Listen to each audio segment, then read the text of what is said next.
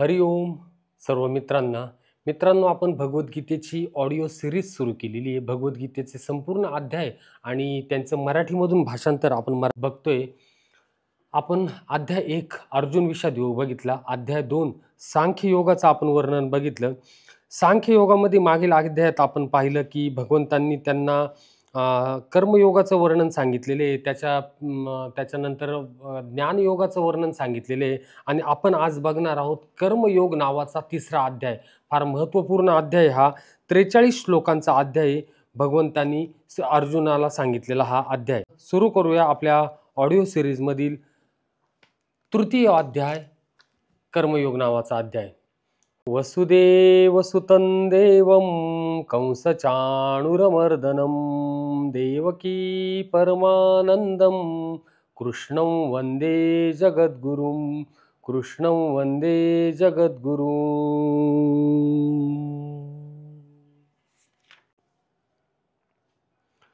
ओम श्री परमात्मने नमः। श्रीमद्भगवद्गीता अथ तृतीयोऽध्यायः। अर्जुन उवाच जायसी चेत्कर्मण्यस्ते मता बुद्धिर्जनार्दन तत्किं कर्मणि घोरे मानियोजयसी केशव। मागील दुसऱ्या अध्यायाचं संपूर्ण वर्णन भगवंतांनी सांगितलेले ते ऐकून अर्जुनाच्या मनातली जी द्विधा मनस्थिती परत निर्माण झालेली आहे ती अशी की भगवंतांनी त्याला मागच्या ज्या अध्यायात आपण जो सांख्ययोग पाहिला त्याच्यामध्ये ज्ञानयोग श्रेष्ठ आहे असं सांगितलेले। तर त्याच्यावरूनच अर्जुन भगवंतांना प्रश्न विचारतात की अर्जुन म्हणाले, हे जनार्दना, जर तुम्हाला कर्माहून ज्ञान श्रेष्ठ वाटते तर मग हे केशवा मला भयंकर कर्म करण्यास तुम्ही का प्रवृत्त करत आहेत।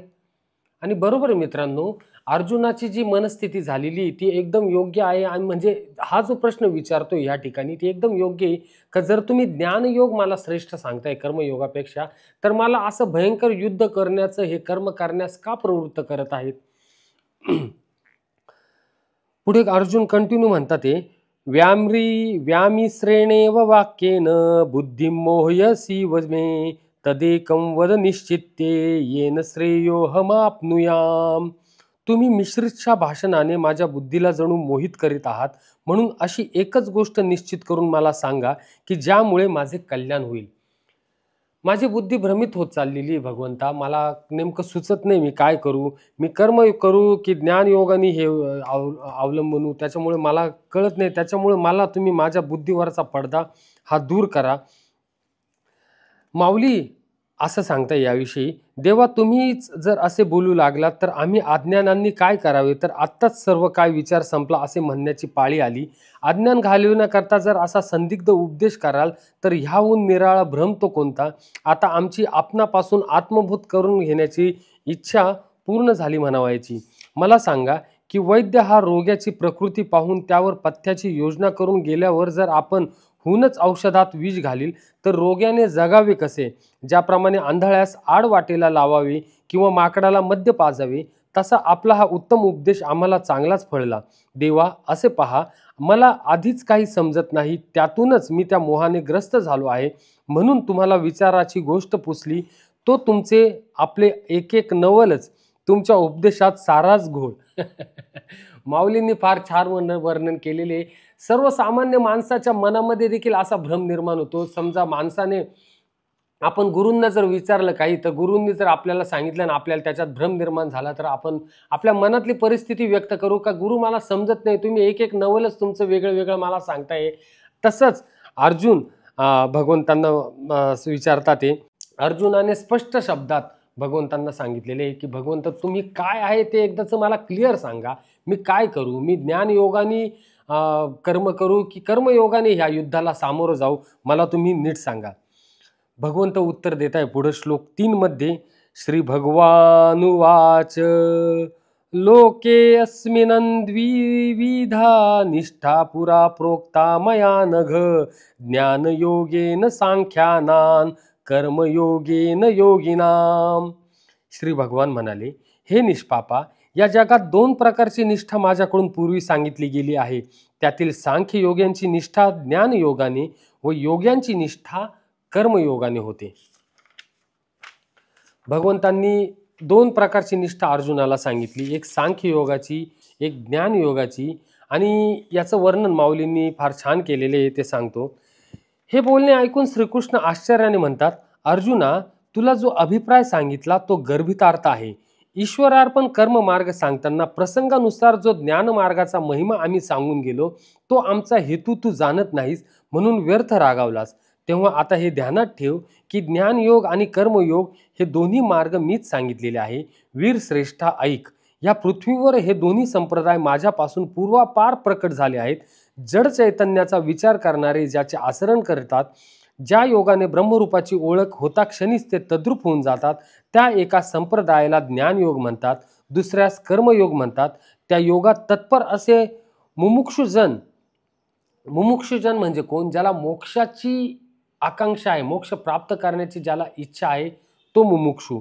असे मुमुक्षुजन अवकाशाने मोक्षास पावतात. तयार असलेल्या व तयार करून घेतलेल्या अन्नाच्या भोजनापासून जशी सारखीच तृप्ती होते, तसे हे मार्ग तर दोन आहेत, पण ते परिणामी एकरूप होतात. किंवा पूर्व पश्चिम दिशांकडे जाणाऱ्या नद्या पाहिल्या तर भिन्न दिसतात, परंतु समुद्रात मिळण्याच्या वेळी अखेरीस त्या जशा एकत्र होतात, तशी ही दोन्ही मते एकाच तत्वाची सूचक आहेत, परंतु त्यांची उपासना उपासकाच्या योग्यतेवर अवलंबून आहे. असे पहा, पक्षी एका उड्डाणाबरोबर झाडाच्या फळास धरतो, पण त्याच वेगाने मनुष्यास ते फळ कसे प्राप्त करून घेता येईल सांग बरे. तो हळूहळू फांदीवरून तो मार्ग क्रमिता काही वेळाने फळाजवळ जाऊन पोहोचेल. त्याचप्रमाणे ज्ञान मार्गाचे जे आचरण करतात ते ज्ञानी विहंगम मार्गाने तात्काळ मोक्ष प्राप्त करून घेतात. इतर योगी कर्म मार्गाने विहित वर्णश्रम धर्माने आचरण करून परंपरेने मोक्ष प्राप्त करून घेतात. अर्जुना, तू ज्ञान मार्गाने जा, सांख्य मार्गाने जा, कर्म मार्गाने जा, कोणत्याही मार्गाने जा, सगळे मार्ग हे एकाच ठिकाणी येऊन मिळतात. ज्याप्रमाणे पूर्वेला वाहणारी नदी असो किंवा पश्चिमेला वाहणारी नदी असो, जेव्हा ती समुद्राला जाऊन मिळते तेव्हा ती एकरूप होऊन जाते. त्याचप्रमाणे भगवंतांनी याच्यामध्ये सांगितलेलं आहे. श्लोक 4. न कर्मणा मनारंभा आनैव कर्मण्य कर्म्यन् पुरुषो श्रुते न च संन्यासनादेव सिद्धीं समधिगच्छति. मनुष्य कर्मे केल्याशिवाय निष्कर्मतेला म्हणजेच योगनिष्ठा प्राप्त होत नाही, आणि कर्माचा फक्त त्याग केल्याने तो सिद्धीला म्हणजे सांख्यनिष्ठेला प्राप्त होत नाही.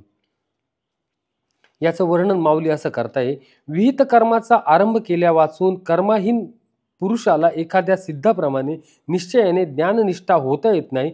अर्जुना, मी ज्याला विहित कर्मे करावयाची ती टाकल्याने तो कृतार्थ होईल असे म्हणणे हा निव्वळ मूर्खपणा होय. नदी दुथडी भरून वाहते आहे व उतरून पलीकडे तेथे जाण्याची आवश्यकता आहे. तेथे नावेशिवाय जाऊ म्हटले तर कसे जाता येईल सांग बरे. किंवा भोजनापासून जी तृप्तीची इच्छा करतो त्याला स्वयंपाक न करता अथवा तयार असलेले अन्न न खाता ती कशी प्राप्त होईल सांग बरे. जोपर्यंत निरीच्छता प्राप्त झाली नाही तोपर्यंत खटपट ही आहेच. मग ती प्राप्त झाली पाहिजे. आत्मसंतोष होऊन खटपट साहजिकच थांबते. म्हणून पार्था, ज्याला परमात्मा प्राप्तीची इच्छा आहे त्याला विहित कर्माचरण कधीही सोडता येत नाही. आणि दुसरे असे की आपल्या इच्छेनेच कर्माचा स्वीकार व त्याग करून म्हटल्याने ते होईल काय, हे बोलणे विचारहीन आहे. याचा नीट विचार करून पाहिला तर नुसते कर्म टाकल्याने कर्माचा त्याग होत नाही असे तू पक्के समज. श्लोक 5. नहि कश्चित क्षणमपि जातु तिष्ठत्य कर्मकृत कार्यते हे वशः कर्म सर्व प्रकृतिजैर्गुणैः. निसंशयपणे कोणीही मनुष्य कोणत्याही वेळी क्षणभर सुद्धा काम न करता राहत नाही, कारण सर्व मनुष्य समुदाय प्रकृतीपासून उत्पन्न झालेल्या गुणांमुळे पराधीन असल्यामुळे कर्म करायला भाग पाडला जातो.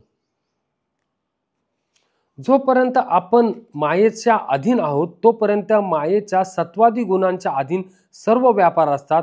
म्हणून कर्म स्वीकारणे अगर टाकणे व तसे बोलणे अज्ञानीपणाचे लक्षण आहे. असे पहा की विहित कर्माचा आरंभ कर्त्याच्या इच्छेवर अवलंबून आहे. म्हणून द्वेषाने किंवा त्रासाने जरी त्याग केला तरी स्वाभाविक कर्म उत्पन्न करण्याचे इंद्रियांचे धर्म नष्ट होतील काय? सांग पाहू. विहित कर्म त्याग केला म्हणून कानांचे ऐकणे बंद झाले, की डोळ्यांची दृष्टी गेली, की नाकांची भोके बुजून वास येईनासा झाला, की प्राणअपान वायूंची गती बंद झाली, का मन कल्पना विरहित झाले, अथवा भूक तहानतेची इच्छा नाहीशी झाली, का स्वप्न व जागृती अवस्था बंद झाला, किंवा पाय चालणे विसरले, इतकेच नव्हे तर जन्म मरण चुकले. मग हे इंद्रियांचे व्यापार जर बंद राहत नाही तर मग सोडले ते काय? म्हणून देह अभिमानाकडून कर्मत्याग कधीही होणार नाही. आपण जरी कितीही म्हटलो की मी कर्मत्याग करेल, मी कर्मांचा नाश करेल, मी निष्कर्म होऊन जाईल, परंतु असं करता येत नाही. जोपर्यंत आपण ह्या इंद्रियांच्या याच्यात अडकलेलो आहे तोपर्यंत प्रत्येक मनुष्याला कर्म ही लिहून दिलेली आहे. मायेच्या आश्रयाने व कर्मेंद्रियांच्या विकाराने नैष्कर्म्य स्थितीला पोहोचलेला पुरुषही नेहमी शारीरिक कर्म करतो. म्हणून जोपर्यंत मायेचा संबंध आहे तोपर्यंत कर्माचा त्याग घडणार नाही. असे असूनही जे कर्माचा त्याग करू म्हणतात त्यांचा तो पोकळ आग्रह मात्र उरतो. श्लोक 6. कर्मेनेंद्रियानी संयमे आस्ते मनसा स्मरन् इंद्रियार्थान विमूढात्मा मिथ्याचारस्य उच्यते. मिथ्याचार कशाला म्हणतात ते भगवंतांनी सांगितलेले. जो मूर्ख मनुष्य सर्व इंद्रिय बळेच वरचेवर आवरून मनाने त्या इंद्रियांच्या विषयांचे चिंतन करीत असतो तो मिथ्याचारी म्हणजेच दांभिक म्हटला जातो. आपण कितीही म्हटलं की मी इंद्रियांना आवरून घेतलेले आणि मी आता पूर्णपणे इंद्रियांना वश करून मनाला ताब्यात घेतलेले, परंतु तरी देखील इंद्रिय हे विषय मार्ग सोडत नाही, तो झाला मिथ्याचार, तो झाला दांभिकपणा. माऊली म्हणतात, विहित कर्माचा त्याग करून कर्मेंद्रियांचा निग्रह करून एवढ्यानेच जो पुरुष कर्मातीत होऊ इच्छितात त्यांना कर्मत्याग घडत नाही, कारण त्यांच्या मनामध्ये कर्तव्य शिल्लक राहते. कर्मातीत झाल्याचे ते वरवर दाखवतात, ते निव्वळ दरिद्र आहे. पार्था, हे असे प्राणी नेहमी विषयासक्त असतात असे निसंशय जाण. आता अर्जुना, प्रसंगानुसार तुला खऱ्या निरीच्छ मनुष्याची लक्षणे सांगतो, ती लक्षपूर्वक आहे. आता भगवंतांनी वर्णन केले ते मिथ्याकारक माणसाचं, दांभिक माणसाचं, परंतु जो खराखुरा माणूस इंद्रियांना वशमध्ये करून जो आचरण करतो त्याचं वर्णन भगवंत आता 7व्या श्लोकात करताय. यस्तिंद्रियाणि मनसा नियमारभते अर्जुन कर्मेंद्रियैः कर्मयोग मसक्तः सविशिष्यते. परंतु हे अर्जुना, जो मनुष्य मनाने इंद्रियांना ताब्यात ठेवून आसक्त न होता सर्व इंद्रियांच्या द्वारा कर्मयोगाचे आचरण करतो तो श्रेष्ठ होय. माऊली म्हणतात, जो अंतर्यामी निश्चल व परमात्म्याच्या ठिकाणी तल्लीन तथापि बाह्यत्कारी लोकाचाराप्रमाणे वागणारा, तसाच जो इंद्रियांना आज्ञा करत नाही, विषयांची भीती बाळगत नाही आणि ज्या ज्या वेळेत जी जी कर्मे करावयाची ती कर्मे टाकीत नाही, कर्मेंद्रियांकडून कर्मे होत असताना तो त्यांना आवरीत नाही, पण त्यांच्या विकारांच्या अधीन होत नाही, तो वासनेने आकळला जात नाही व त्याच्या मनाला मोहाची बाधा होत नाही. कमळाचे पान जसे रात्रंदिवस पाण्यात असून पाण्याने भिजत नाही, त्याप्रमाणे संसारामध्ये राहून तो इतर जनासारखा दिसतो. त्याप्रमाणे पाण्याच्या संगतीने सूर्यबिंब पाण्यात दिसते. त्याचप्रमाणे वरकांती पाहता तो मनुष्य साधारणसा दिसतो, बाकी निश्चयाने त्याची आत्मस्थिती ओळखता येत नाही. अशा गुणांनी जो युक्त असेल व जो निरीच्छ असेल तोच योगी, तोच मुक्त असे तू समज. अर्जुना, तोच योगी व तोच जगात स्तुतीस पात्र असतो. म्हणून तू असा हो असे मी तुला म्हणतो. तू आपल्या मनाला आवरून धर व अंतर्यामी स्थिर बुद्धी हो. कर्मेंद्रिये खुशाल आपापल्या व्यापार करोत. वाह, किती छान विश्लेषण केलेले माऊलींनी ह्या श्लोकाचं. पुढील श्लोक पाहू आपण. श्लोक 8. नियतं कुरु कर्म त्वं कर्म जायो ह्य कर्मणः शरीर यात्रापि च तेन प्रसिद्धेयद कर्मणः. तू शास्त्रविहित कर्तव्य कर्म कर, कारण कर्म न करण्यापेक्षा कर्म करणे श्रेष्ठ आहे. तसेच कर्म न करण्याने तुझे शरीर व्यवहारही चालणार नाहीत. माऊली म्हणतात, म्हणून कर्मरहित होणे हे या संसारात शक्य नाही. मग शास्त्रविरुद्ध आचरण का करावे याचा विचार कर. म्हणून जे जे योग्य व समयानुसार प्राप्त झालेले कर्म असेल ते तू निष्काम कर्मबुद्धीने कर. अर्जुना, आणखी एक कौतुक तुला माहीत नाही ते हे की निष्काम बुद्धीने केलेले हे कर्मापासून म्हणजे संसारातून सोडविणारे होते. अधिकारप्रमाणे स्वधर्माचे जो आचरण करतो तो त्या आचरणाप्रमाणे निश्चितपणे मोक्ष पावतो. श्लोक 9. यज्ञार्था कर्मणान्यत्र लोकोऽयं कर्मबन्धनः तदर्थं कर्म कौंतेय मुक्तसंगः समाचर. यज्ञानिमित्त केल्या जाणाऱ्या कर्मांशिवाय दुसऱ्या कर्मात गुंतलेला हा मनुष्य समुदाय कर्मांनी बांधला जातो. म्हणून हे अर्जुना, तू आसक्ती सोडून यज्ञासाठी उत्तम प्रकारे कर्तव्य कर्म कर. माऊली याचं वर्णन करतात, बाबा रे, आपल्या धर्माप्रमाणे आचरण करणे हाच नित्य यज्ञ आहे असे समज. म्हणून त्याप्रमाणे वर्तन केल्यावर त्यात पापाचा रिगाव होत नाही. प्राणी जेव्हा हा स्वधर्म टाकतात आणि वाईट कर्माच्या ठिकाणी प्रवृत्त होतात तेव्हा जन्ममरणाच्या फेऱ्यात पडतात. म्हणून स्वधर्माप्रमाणे आचरण करणे हाच अखंड यज्ञ आहे असे समज. आणि हा यज्ञ जो पुरुष करतो त्याला काही सुद्धा बंधन होत नाही. हे सर्व जग कर्माने बांधले जाऊन ते स्वकर्माला चुकले म्हणून मायेचे पाशात गुंतले आहे. पार्था, आता तुला मी ह्याविषयी एक कथा सांगतो. ज्यावेळेस ब्रह्मदेवाने सृष्टी निर्माण केली. यज्ञ म्हणजे कोणता? आपण जे होम हवन करतो, अग्निहोत्र करतो, तो यज्ञ नव्हे, तर मनुष्य जो जीवन जगत आहे तो यज्ञ. आणि तो जीवन जगण्याचा यज्ञ कशा रीतीने? तर धर्म आचरणाप्रमाणे. आपण जो यम आणि नियमप्रमाणे आचरण करतो, सत्य, निष्ठा, अहिंसा, परमोधर्म, या धर्माप्रमाणे जे आचरण करणं आहे तोच यज्ञ. आणि त्या यज्ञाला तू जाण. आणि ब्रह्मदेवानी सृष्टी कशी निर्माण केली याच्याविषयीचा श्लोक आता भगवंत सांगता येईल. श्लोक 10. सहयज्ञः प्रजाः सृष्ट्वा पुरोवाच प्रजापतिः अनेन प्रसविष्यध्वमेश वो अस्त्विष्टकामधुक्. प्रजापती ब्रह्मदेवाने कल्पारंभी यज्ञासह प्रजा उत्पन्न करून त्यांना सांगितले की तुम्ही या यज्ञाच्या द्वारा उत्कर्ष करून घ्या आणि हा यज्ञ तुमचे इच्छित मनोरथ पूर्ण करणारा हो. माऊली याचं वर्णन करतात, ज्या वेळेस प्राणी आणि त्यांनी नित्य आचरणाचे धर्म हे दोन्ही बरोबर उत्पन्न केली, परंतु ते गहन असल्यामुळे प्राण्यांना समजले नाहीत, तेव्हा त्यांनी ब्रह्मदेवाची प्रार्थना केली, देवा, ह्या ठिकाणी आम्हाला काय तरुणोपाय आहे? तेव्हा तो भगवानाच्या नाभी कमलापासून उत्पन्न झालेला ब्रह्मदेव त्यांना म्हणाला, तुमच्या वर्णाश्रमाप्रमाणे आम्ही पूर्वीच धर्म नियमित केले आहेत, त्याप्रमाणे तुम्ही आचरण करा, म्हणजे तुमचे हेतू सहज पूर्ण होतील. तुम्ही व्रतवैकल्य करू नका, उपास तापास करून शरीरास कष्ट देऊ नका, तीर्थयात्रेकरता दूर जाण्याचे श्रम करू नका, योगाधिक साधने तसेच कामनिक आराधना मंत्रतंत्रादी अनुष्ठाने करण्याच्या कदाचित नादी लागाल हो. तसेच इतर देवास भजू नका व वरील गोष्टी करू नका. तर तुम्ही आपल्या वर्णाश्रमाप्रमाणे जो धर्म सांगितला आहे त्याचे सुखाने आचरण करा. त्याप्रमाणे आपल्या पतीची सेवा पतिव्रता निष्काम बुद्धीने करते, त्याप्रमाणे तुम्ही स्वधर्माचे निष्काम बुद्धीने आचरण करा. ब्रह्मदेव म्हणाले, स्वधर्माचे आचरण हाच तुमचा यज्ञ होय, म्हणूनच तोच एक तुम्हाला आचरण करण्यास योग्य आहे. जन हो, असे पहा की तुम्ही जर स्वधर्माने वागाल तर तो कामधेनुसारखा फलद्रूप होऊन तुम्हाला कधीही अंतर देणार नाही. या सृष्टीचं ज्यांनी निर्माण केलेलं आहे असे ब्रह्मदेवांनी जो यज्ञ सांगितलेला आहे तो आचरणाचा यज्ञ, धर्म आचरणाचा यज्ञ. सृष्टी निर्माणाचा जो मंत्र आहे तो आपल्या ऋग्वेदातील पुरुष सूक्तात देखील येतो. नासदीय सूक्त म्हणून तो प्रसिद्ध आहे. दूरदर्शनवर फार पूर्वी एक मालिका प्रसारित व्हायची, भारत एक खोज. त्याचं जे सुरुवातीचं जे गाणं राहायचं आणि त्या गाण्यामध्ये जो मंत्र राहायचा ना मित्रांनो, तेच हे पुरुष सूक्त आहे.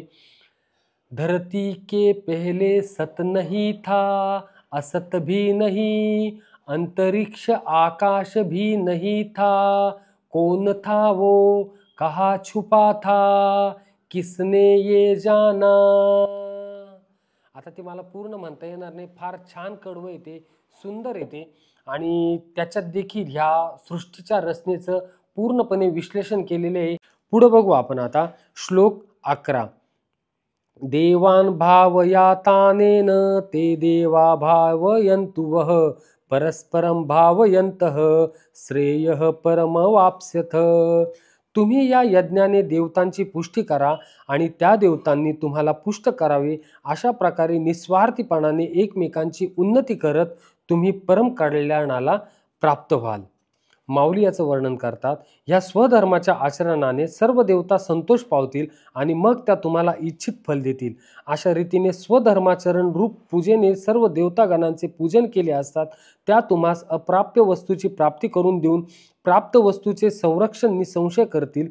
तुम्हाही देवांना भजाल तर देवही तुम्हावर संतुष्ट होतील आणि अशा प्रकारे एकमेकांवर जेव्हा प्रेम जडेल तेव्हा तुम्ही जे करू म्हणाल ते सहज सिद्धीत जाईल आणि तुमच्या मनातील सर्व वासना पूर्ण होतील. वाणीने बोलाल ते सिद्ध होईल आणि तुम्ही दुसऱ्यांना आज्ञा करणारे व्हाल व महारुद्धी नेहमी तुमच्या आज्ञेत राहून सेवा घ्या असे म्हणतील. वसंत ऋतूचे दारात ज्याप्रमाणे वनशोभा आपल्या फलपुष्पभाराच्या लावण्याने निरंतर वास करते त्याप्रमाणे. हा यज्ञ कोणता सांगितलेला आहे तर आचरणाचा यज्ञ सांगितलेला आहे. तुम्ही भले उपवास करू नका, तुम्ही कर्मकांड करू नका, परंतु आचरणाने मात्र सिद्ध व्हा, धर्माचरण करा. श्लोक 13. यज्ञशिष्टाशिनः संतो मुच्यन्ते सर्व किल्बिषय्य पूज्यन्ते ते त्वघं पापा पचन्त्यात्मकारणात्. यज्ञ करून शिल्लक राहिलेले अन्न खाणारे श्रेष्ठ पुरुष सर्व पापांपासून मुक्त होतात, पण जे पापी लोक स्वतःच्या शरीर पोषणासाठी अन्न शिजवतात ते तर पापच खातात. याचं वर्णन माऊली असं करतात, हे पहा, जो विहित कर्माचे निष्काम बुद्धीचे आचरण करण्यामध्ये असलेल्या संपत्तीचा विनियोग करतो, आपले गुरु आप्त व अग्नी यांची पूजा करतो आणि यथाकाली ब्राह्मणांची सेवा करतो, पितरांची उद्देशाने जो पर्वकाळी त्यांचे पूजन करतो आणि ह्याप्रमाणे विहित कर्माचरण व पंचमहायज्ञानी करून जो यज्ञशेष बाकी राहील ते सुखाने आपण कुटुंबासह सेवन करतो, त्याच्या सर्व पातकांचा त्या शेष सेवनानेच नाश होतो. अमृतांचे सेवन केल्यामुळे ज्याप्रमाणे महारोगाचा नाश होतो त्याप्रमाणे यज्ञावशिष्ट यज्ञाचे सेवन केल्याने पातके त्याला सोडून जातात. ज्याप्रमाणे ब्रह्मनिष्ठाला यत्किंचितही भ्रांती होत नाही त्याप्रमाणे यज्ञ करून शिल्लक राहिलेल्या अन्नाचे सेवन करणाऱ्याला दोष लागत नाही. म्हणून स्वधर्माने संपादन केलेले द्रव्य स्वधर्मानेच खर्चावे आणि बाकी राहील त्याचा संतोषाने उपभोग घ्यावा. भगवान श्रीकृष्ण सांगतात, पार्था, अशी ही आद्य स्थिती आहे. ह्याशिवाय मनुष्याने अन्य मार्गाने वागू नये. जे पुरुष आपल्या शरीरास आत्मा असे मानतात, विषयांचे सेवन हीच भोग्य वस्तू असे मानून त्याविषयी दुसरे काही जाणत नाही, हे सर्व साहित्य यज्ञ संबंधी आहे हे न जाणून जे भ्रमात असतात आणि अहंकार बुद्धीने फक्त विषय उपभोगावरच ज्यांची दृष्टी असते, जे आपणास आवडणारे उत्तम पक्वाने तयार करून आपणच त्यांचे सेवन करतात, ते पापी असून पातकांचेच सेवन करतात असे जाण. ही सर्व संपत्ती स्वधर्मरूप यज्ञाचे हवनद्रव्य आहे असे समजून ती स्वधर्म यज्ञानेच परमेश्वरास अर्पण करावी. याच्यात भगवंत जे वर्णन करताय मित्रांनो, ते संपूर्ण आपण जे कमवतो, उदाहरणार्थ आता जर आपल्या महिनाभराची काही कमाई असेल, काही विशिष्ट कमाई, आपण जे काही अर्थद्रव्य आपण जे कमवत असू, त्या अर्थद्रव्याचा एक विशिष्ट भाग आपण दान पुण्य या कामाकरता वापरला पाहिजे. नक्की तो सर्वच्या सर्व आपण आपल्या उदरनिर्वाहासाठी वापरला पाहिजे. आपल्या शास्त्रात देखील सांगितलेले, आपल्या वेदांमध्ये देखील सांगितलेले, तर आपल्या हिश्श्याचा 1/4 भाग हा आपण इतर सेवेसाठी, इतरांच्या सेवेसाठी, दानधर्मासाठी नक्कीच आपण वापरला पाहिजे. आणि तोच आपला एक यज्ञ आहे असंच भगवंत याच्यामधून सांगताय. श्लोक 14 आणि 15 हा आपण एकत्र बघूया. दोन्ही श्लोकांचा भावार्थ जो आहे तो एकत्रपणे आपण बघूया. श्लोक 14. अन्नान भवन्ति भूतानि पर्जन्यादन्न संभवः यज्ञात भवति पर्जन्यो यज्ञ कर्म समुद्भवः कर्म ब्रह्मोद्भवं विद्धि ब्रह्माक्षर समुद्भवं तस्मात् सर्ववर्गतं ब्रह्म नित्यं यज्ञ प्रतिष्ठितम्. सर्व प्राणी अन्नापासून उत्पन्न होता. अन्न निर्मिती पावसापासून होते. पाऊस यज्ञामुळे पडतो आणि यज्ञ विहित कर्मांमुळे घडतो. कर्मसमुदाय वेदांपासून व वेद अविनाशी परमात्म्यापासून उत्पन्न झालेले आहेत असे समज. यावरून हेच सिद्ध होते की सर्वव्यापी परम अक्षर परमात्मा नेहमीच यज्ञात प्रतिष्ठित असतो. ह्या श्लोकामध्ये भगवंतांनी फार एक महत्त्वाचं उत्तर आपल्याला दिलेले आहे. अनेक जे नास्तिक लोक असतात, नास्तिक म्हणजे जे ईश्वराला मानत नाही, वेदांना मानत नाही, ते विचारतात, प्रश्न विचारतात का हे वेद कुठून आले, ते काय आभाळातून पडले का आपोआप निर्माण झाले. तर याचं उत्तर भगवंत याच्यामध्ये देतात की वेद अविनाशी परमात्म्यापासून उत्पन्न झालेले आहे आणि जो वेद आपल्या भारतीय दर्शनाचा जो मूळ गाभा आहे, प्रस्थान त्रयी आपण ज्याला म्हणतो, ज्याच्यावर आपलं भारतीय दर्शन उभारलेले आहे, त्या प्रस्थान त्रयीमधलं महत्त्वपूर्ण म्हणजे ज्याचं आपण अध्ययन करतोय असं भगवद्गीता, दुसरं म्हणजे उपनिषद, म्हणजेच जो वेदांताचा भाग आहे, संपूर्ण वेद ज्याच्यामध्ये आहे असे उपनिषद, आणि तिसरं म्हणजे ब्रह्मसूत्र. या प्रस्थान त्रयीचा जो गाभा आहे, जो आधार आहे, तो म्हणजे वेद, आणि तो वेद अशा परमात्म्या अविनाशीपासून निर्माण झालेला आहे. याचं उत्तर भगवंतांनी याच्यामध्ये आपल्याला दिलेलं आहे. याचं वर्णन माऊलींनी केलेलं आहे, ते आपण बघूया. अन्नापासून प्राणीमात्रांची उत्पत्ती होते आणि पर्जन्यापासून सर्व ठिकाणी अन्न उत्पन्न होते. त्या पर्जन्याची उत्पत्ती यज्ञापासून आणि यज्ञाची उत्पत्ती कर्मापासून, कर्माची उत्पत्ती वेद ब्रह्मापासून आणि त्या वेदाची उत्पत्ती परमात्म्यापासून होते. म्हणून हे सर्व जगत ब्रह्माधीत आहे. पण हे सुभद्रा पुत्रे ऐक, कर्माची मूर्ती जो यज्ञ त्यात वेदरूपी ब्रह्म निरंतर वास करते. म्हणजे ही जी शृंखला आहे ती भगवंतांनी एकदम छान रीतीने सांगितलेली आहे की आपल्यापर्यंत ही शृंखला कशा रीतीने पोहोचलेली आहे. तर सर्वात आधी ब्रह्म, त्या ब्रह्मानंतर परमात्मा, त्या परमात्म्यापासून वेद, वेदापासून कर्म, त्या कर्मापासून यज्ञ, यज्ञापासून पर्जन्य, पर्जन्यापासून अन्नधान्य, त्या अन्नधान्यापासून आपल्यासारखे सर्व प्राणी मात्र, अशा ह्या उत्पत्तींचा क्रम भगवंतांनी ह्या 14-15व्या श्लोकामध्ये वर्णलेला आहे. श्लोक 16. एवं प्रवर्तितं चक्रम नानुवर्तयातिह यः अघायुरिंद्रियारोमो मोघम पार्थ सजीवती. हे पार्था, जो पुरुष या जगात अशा प्रकारे परंपरेने चालू असलेल्या सृष्टीक्रमाला अनुसरून वागत नाही, म्हणजेच आपल्या कर्तव्याचे पालन करीत नाही, तो इंद्रियांच्या द्वारा भोगात रमणारा पापी आयुष्य असलेला पुरुष व्यर्थच जगतो. हा जो क्रम आपण पाहिला, त्या क्रमानुसार पुरुष जगत नाही, त्या क्रमानुसार कोणता प्राणी मात्र जगत नाही, तर तो व्यर्थ कर्म करत आहे, असंच भगवंतांनी याच्यात सांगितलेलं आहे. माऊली देखील याचं वर्णन करतात की ह्या स्वधर्मरूप यज्ञाची मूळ पीठिका तुला संक्षेपाने सांगितली. म्हणून जो उन्मत्त पुरुष सर्व प्रकारे उचित अशा ह्या स्वधर्मरूप यज्ञाचे ह्या लोकी आचरण करीत नाही, तसेच जो दुराचरणाने इंद्रियांना विषय पुरवण्यात काळ घालवितो, तो पापराशी भूमीला केवळ भारतभूत आहे असे समज. ज्याप्रमाणे अकाली आकाशात आलेले ढग निरुपयोगी असतात, त्याप्रमाणे अर्जुना, त्या उन्मत्त मनुष्याची सर्व जन्मातील कर्मे निष्फळ होत, ज्याला स्वधर्माचे अनुष्ठान घडत नाही, ज्याचे जिने शेळीच्या गळ्यातील स्तनाप्रमाणे व्यर्थ होय. म्हणून पांडवा ऐक, हा स्वधर्म कोणी सोडू नये, तर सर्व भावाने याचेच आचरण करावे. पहा की शरीर जरी प्राप्त झाले आहे तरी पूर्व कर्तव्य कर्म हे ओघानेच आले. असे तर आपले उचित कर्म का सोडावे. हे सव्यसाची हा मनुष्य देह प्राप्त झाला असता उचित कर्म करण्याची ज्यांना खंत वाटते ते मूर्ख आहेत असे समज. जे हे कर्म करत नाही त्यांना तू मूर्ख समज, असा टोला भगवंतांनी याच्यामध्ये त्यांना लावलेला आहे. श्लोक 17. यस्त्वात्वं रतिरेव स्यादात्मतृप्तश्च मानवः आत्मनेव च संतुष्टस्तस्य कार्यं न विद्यते. याचा अर्थ, परंतु जो मनुष्य आत्म्यातच रमणारा, आत्म्यातच तृप्त आणि आत्म्यातच संतुष्ट असतो, त्याला कोणतेच कर्तव्य उरत नाही. मित्रांनो, श्लोकांचं पठण करताना काही चूकभूल होत असेल तर मी क्षमा मागतो, कारण की भगवद्गीतेचे श्लोक थोडे अवघड आहे, संस्कृतमधील आहे आणि संस्कृतचा थोडा कमी अभ्यास असल्यामुळे श्लोकांचं पठण थोडं काही चुकीचं होत असेल तर समजून घ्या, थोडी माफ करा.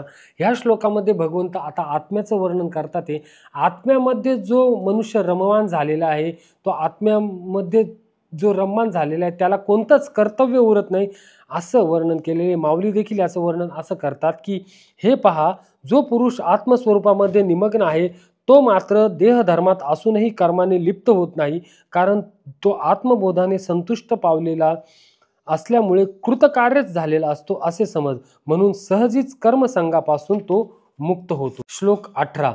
नैव तस्य कृतेनार्थो नाकृते नेह कश्चन न चास्य सर्वभूतेषु कश्चिदर्थव्यपाश्रयः.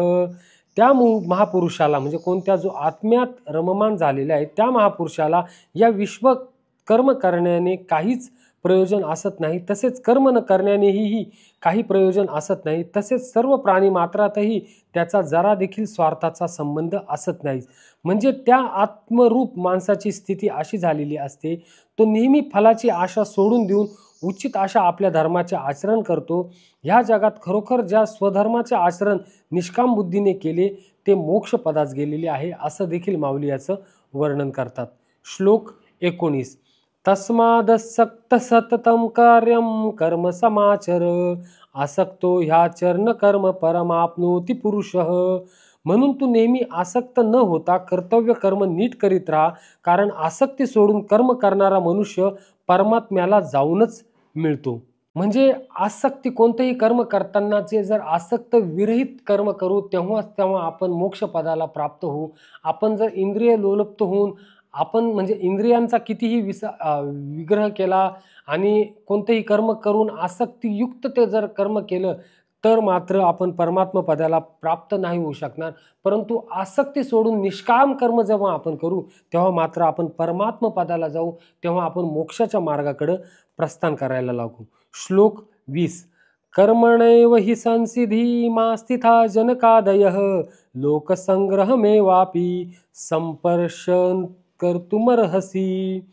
जनकादी ज्ञानी लोकही आसक्तीरहित कर्मानेच परमसिद्धीला प्राप्त झाले होते. म्हणून तसेच लोकसंग्रहाकडे दृष्टी देऊन देखील तू कर्म करणेच योग्य.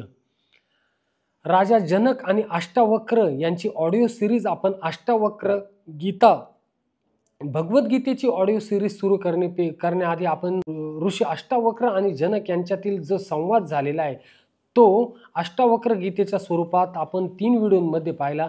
त्याचंच वर्णन भगवंतांनी राजा जनकाचं याच्यामध्ये केलेले आहे की राजा जनक देखील ज्ञानी होऊन आपल्या आसक्तीरहित कर्मानेच परमसिद्धीला प्राप्त झाले.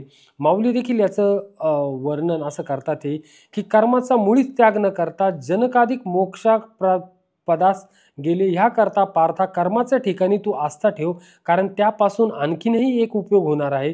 त्या कर्माचे आपल्याकडून तसे आचरण झाले असता ह्या लोकांना वळण लागेल आणि त्यामुळे त्यांची दुःखे अनायास नाहीशी होतील. असे पहा की जसे कृतार्थ काम होऊन निष्काम काम झाले आहे, त्यांनाही लोकांवर उपकार करण्याचे कर्तव्य राहिलेच नाही. आंधळ्याच्या रांगेतील पुढारी डोळस मनुष्य जसा त्यांच्याप्रमाणेच मार्ग चालतो, त्याचप्रमाणे ज्ञान्यांनी स्वतः धर्माचे आचरण करून अज्ञानी जनास धर्माचे मार्गास लावावे. अरे जर ज्ञानांनी अशा प्रकारेचे वर्तन केले नाही तर अज्ञानी लोकांस कसे कळेल आणि त्यांना हा मार्ग कोणाच्या उपायाने समजेल. श्लोक 21. यद्यदाचरति श्रेष्ठस्तत्तदेवेतरो जनः स यत्प्रमाणं कुरुते लोकस्तदनुवर्तते. श्रेष्ठ पुरुष जे जे आचरण करतो त्याप्रमाणेच इतर लोकही आचरण करतात. तो जे काही प्रमाण म्हणून सांगतो त्याप्रमाणेच सर्व मनुष्य समुदाय वागू लागतात. मनुष्य समुदाय कोणाचं आचरण करतो तर श्रेष्ठ लोकांचं. आणि श्रेष्ठ लोकांनी जर अशा प्रकारे परमात्मा पदाची प्राप्ती करून तसं आचरण केलं तर ते इतर लोकांसाठी अनुसरणीय होईल. त्याचंच वर्णन भगवंतांनी केलेले आहे. ह्या लोकी श्रेष्ठ लोक जे आचरण करतात त्यालाच धर्म असे नाव ठेवून इतर सर्व लोक त्याचे आचरण करतात. स्वभावतःच हे असे आहे, म्हणून कर्माचा त्याग करू नये आणि साधू संतांना तर कर्माचे आचरण विशेष करून करावे लागते, असंच माऊलींनी सांगितलेले याच्यामध्ये. श्लोक 22. न मे पार्थास्ति कर्तव्यम त्रिषु लोकेषु किंचन नानवाप्तमवाप्तव्यम वर्त एव च कर्मणी. हे अर्जुना, मला या तिन्ही लोकात काहीही कर्तव्य नाही आणि मिळवण्याजोगी कोणतीही वस्तू मिळाली नाही असे नाही, तरीही मी कर्म करीतच असतो. माऊली याचं उत्तर देत माऊली याविषयी फार छान सांगतात. अर्जुना, आता फार लांब दुसऱ्या गोष्टी कशाला सांगत बसू. या धर्माचरणात वागत आहे. आता मला काहीतरी एखादे संकट पडले असेल किंवा कोणतीही तरी इच्छा असेल म्हणून मी स्वधर्माचे आचरण करतो असे जर तू म्हणशील तर या जगात माझ्या इतका गुण व ऐश्वर्य यांनी संपन्न दुसरा कोणी नाही. हे माझे सामर्थ्य तुला माहीत आहेच. सांदीपनी गुरूंचा मेलेला मुलगाही आणून दिला, तो पराक्रम तू पाहिलास. पण असाही जो निरीच्छ तो सुद्धा कर्ममार्गाचे मुकाट्याने आचरण करीत आहे. श्लोक 23. यदि ह्ययं न वर्तेयं जातु कर्मण्यतन्द्रितः मम वर्तमानुवर्तन्ते मनुष्याः पार्थ सर्वेशः. कारण हे पार्थ, जर का मी सावध राहून कर्मे केली नाहीत तर मोठे नुकसान होईल, कारण मनुष्य सर्व प्रकारे माझ्याच मार्गाचे अनुसरण करतात. माऊली याविषयी म्हणतात, परंतु त्या एका लोककल्याणाच्या उद्देशानेच एखाद्या सकाम पुरुषाने जसे धर्माचरण करावे तसाच मी स्वधर्माचे आचरण करतो, कारण सर्व प्राणी आमच्यावरच अवलंबून आहेत, तेव्हा त्यांची कर्मभ्रष्ट होऊ नये. याच्याविषयी या श्लोकात भगवंतांनी सदाचारांविषयी सांगितलेले आहे. आपण ज्या पाठ्यक्रमांमध्ये साधू संतांचं वर्णन ऐकतो, आपल्या राजा महाराजांचं वर्णन ऐकतो, त्यांनी ज्याप्रमाणे आचरण केलेले, आपले संत ज्ञानेश्वर माऊली, संत एकनाथ, संत तुकाराम, असे अनेक जे संत परंपरा आपल्या महाराष्ट्रात होऊन गेलेली, त्याचप्रमाणे आपल्या राजा महाराजांची जी परंपरा आहे त्याच्यामध्ये आपले छत्रपती श्री शिवाजी महाराज, छत्रपतीजी संभाजी महाराज यांनी ज्याप्रमाणे आचरण केलं, त्यांच्या पावलावर पाऊल टाकून जर आपण आचरण केलं तर खरोखर ते आपल्यासाठी धर्माचरणच होईल, असंच भगवंत सांगताय. सदाचरणाविषयी भगवंत याच्यामध्ये आपल्याला सांगताय. श्लोक 24. उत्सीदेयुरिमे लोका न कुर्यान् कर्मचेदहं शंकरस्य च कर्ता स्यामुपह्यन्यामि महाप्रजाः. म्हणून जर मी कर्म केले नाहीत तर ही सर्व माणसे नष्ट भ्रष्ट होतील, म्हणून मी संकर्तेचे कारण होईल, तसेच या सर्व प्रजेचा घात करणारा होईल. माऊली म्हणतात, आम्ही निष्काम होऊन आत्मानंदामध्येच राहिलो आणि धर्माचरण केले नाहीत तर प्रजेचा तरुणोपाय कसा होईल. आम्ही म्हणजे भगवंत श्रीकृष्ण हे स्वतःला उद्देशून म्हणतात की मीच जर कर्म केलं नाही तर ते धर्माचरण राहणार नाही आणि प्रजा तरी कशी तरुणोपाय होईल. वास्तविक संप्रदाय असा की लोकांनी आमच्या वर्तनाकडे पाहून धर्माच्या वागणुकीचे प्रकार समजून घ्यावे. ही जी लोकांची राहटी ती आम्ही धर्माचरण न केले तर बिघडून जाईल, म्हणून जो समर्थ व सर्व ज्ञान संपन्न असेल त्याने विशेष करून कर्माचा त्याग कधीही करू नये. श्लोक 25. सक्ताः कर्मणे विद्वांसो यथा कुर्वन्ति भारत कुर्याद् विद्वांस्तथा सक्त चिकीर्षु लोकसंग्रहम. हे भारता, कर्मात आसक्त राहिलेले अज्ञानी लोक ज्या रीतीने कर्मे करतात त्याच रीतीने आसक्ती नसलेल्या विद्वानानेही लोकसंग्रह करण्याच्या इच्छेने कर्म करावीत. याचं वर्णन माऊली असं करतात, फलाची इच्छा करणारा पुरुष ज्याप्रमाणे कर्माचरण करतो त्याप्रमाणे ज्ञानवानानेही कर्माचरणावर विशेष भर दिला पाहिजे, कारण पार्था, पुढे होणाऱ्या लोकसमुदायाचे रक्षण करणे अवश्य आहे. म्हणून थोरांनी स्वतः स्वमार्गाने वागून लोकांनाही धर्माच्या मार्गास लावावे, परंतु सामान्य जनाला आपण कुणी अलौकिक पुरुष आहोत असे भासू नये. म्हणून आपल्या महाराष्ट्राची जी संत परंपरा होऊन गेलेली, त्यांनी कधीही आपलं श्रेष्ठत्व जाहीर केलं नाही, कधीही अहंकारपणा त्यांच्यामध्ये आला नाही. आपले जे छत्रपती शिवाजी महाराज होऊन गेले त्यांनी देखील लोकांना धर्माचरणच शिकवलेले. अहंकारीपणा किंवा खूप असा अहमभाव त्यांच्यामध्ये कोणामध्येच आला नाही. हेच भगवंतांनी याच्यामध्ये या श्लोकामध्ये सांगितलेले की आपण धर्माचरण करून कितीही मोठे विद्वान झालो तरी त्याचा अहंकारीपणा हा आपल्यामध्ये आला नाही पाहिजे. वसुदेवसुतं देवं कंसचाणूरमर्दनं देवकी परमानंदं कृष्णं वंदे जगद्गुरुं. कृष्णं वंदे जगद्गुरुं. भगवद्गीतेतील कर्मयोग नावाच्या 3ऱ्या अध्यायातील 1 ते 25 श्लोक आपण आज बघितले. श्लोक 25 ते 43 आपण अध्याय 3च्या भाग 2 मध्ये बघूया. भगवद्गीतेतील ज्ञानाचा प्रवाह हा अखंडपणे असाच चालू राहील. हे ज्ञान आपल्या सर्व मित्रांसमवेत नक्की शेअर करा. व्हिडिओ आवडल्यास नक्की लाईक करा. जय श्रीकृष्ण.